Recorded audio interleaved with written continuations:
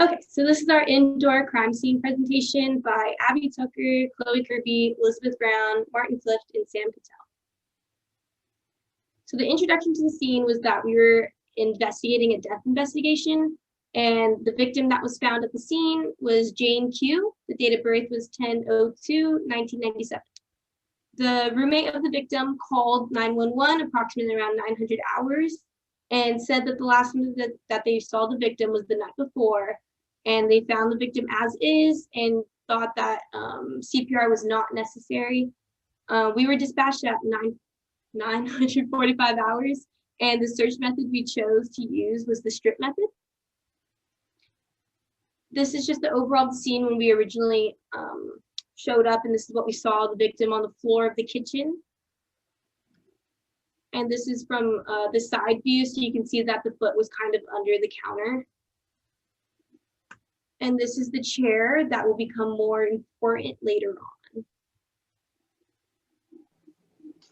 This is going to be the first overall that we took of the body, as it was found originally at the scene, and that is standing from the head.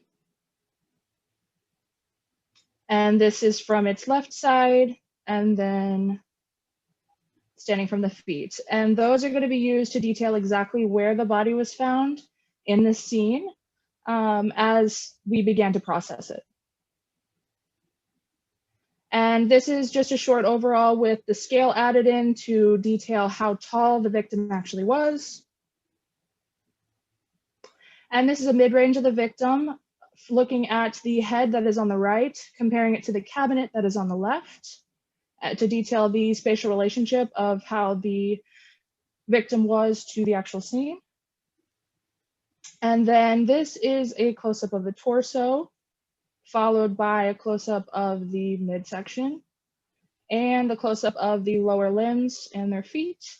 And that's just used to detail any extra information that we missed prior, as well as to help with any identification of the victim if it was needed at a later time.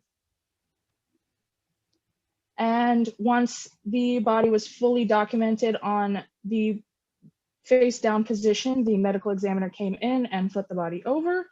And this is another overall taken from the head and the feet, and then from the right side, and then the left side.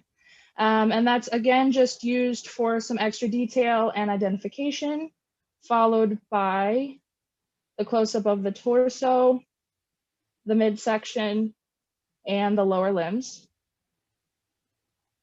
and the close-up of the palm as well as the back of the hand, and then the full close-up of the face. And that is going to be used for identification, as well as to look at any wounds that were on the body, and any extra information that could have been missed in notes or photographs.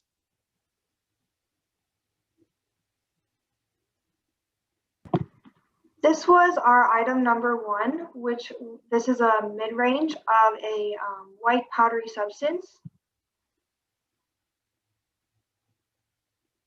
A close-up and a close-up with scale. This is a mid-range for the swipe that's right there with the to the edge of the bench. The close-up and close-up with scale. This is item number 3, the white pill bottle with Xanax written on it. That's the mid-range to the edge of the bench. A close-up and our close-up with scale. This is our items 4, 10, and 11, 4 being the glass bottle, 10 yellow liquid inside it, and 11 with the fingerprints. This is a mid-range from the glass to the bench, to the edge. Close-up and a close-up with scale. This is item number 5, hair fibers. That is a mid-range to the edge of the bench. A close-up and a close-up with scale. Our item number 6 is a fiber that was found on the back of the victim's shirt. This is a mid-range of the fiber, comparing it to the edge of the victim's shirt. That's a close-up of the fiber and a close-up with scale. And then items 7 and 8 were part of the blood stain. Item 7 was the wet blood stain, and item number 8 was a dry droplet of blood. And this is a mid-range comparing the blood stain that's underneath the head on the right to the cabinet that's on the left. That's a close-up of the blood stain and a blood stain with scale. And item number 9 is the LG flip phone that was found underneath the body. And this is a mid-range photograph that's comparing the flip phone on the left to the countertop that's on the right. That's a close-up of the phone and then the phone to scale. This is one of the sketches that we had. This is the rough sketch. This was done at the scene. You can see the 4 defining tables, which are labeled 1 through 4. Each of them has a gap that was labeled in or under the bottom, and then there are 3 cabinets on each side. And then we measured all of our objects using the triangular method. The final sketch was just a cleaned up version. We added a legend so that you could tell where everything was measured from. Some of them were measured from the edges of counters. Some of them were measured from the cabinets. Oh, and a scale was added in. Sorry, that was 2 feet per 1 inch. So here we have just a review of the major evidence. The major items are going to be in red, while the non-major are going to be in white. So we've gone through all the items and what they were. This is just kind of how they packaged. Item 1 was bindled and put in a paper envelope. Item 2, which was the swab of the dry sample on the table, was put into a swab box and then put into a paper envelope. The pill box labeled Xanax was put into a paper bag. The glass bottle that had previously had the yellow liquid was also put into a paper bag. The hair fiber was put into a paper bundle and then a paper envelope. The fiber found on the victim's shirt was bundled and put into a coin envelope. The dry swab of the wet sample was put into a swab box and a paper envelope, as well as the wet swab of the dry blood sample. And then the flip phone was just put into a paper bag. The yellow liquid was extracted with a pipette and then put into a glass vial, which was then put into a plastic bag. And then the fingerprint lift from the glass bottle was powdered, lifted with tape, placed on an index card, and put into a paper bag. So our first main theory would be like an accidental death.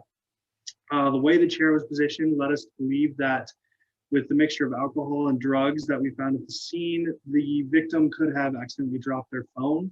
And upon reaching for it, they fell off the chair, struck their head on the table, attempted to catch themselves, leaving the swipe mark on the table and the hair fiber from the impact, and then fell on the floor, creating the blood pools on the floor.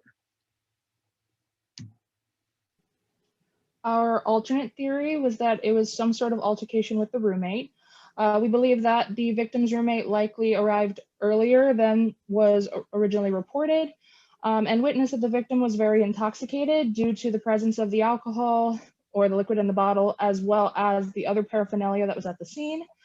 We believe that a personal altercation likely occurred in order for some sort of fight to occur, leading for the roommate to push the victim and the victim to hit her head on the countertop, which caused her to fall to the ground. That would explain why the blood pool was on the ground, as well as why there was bits of hair on the countertop.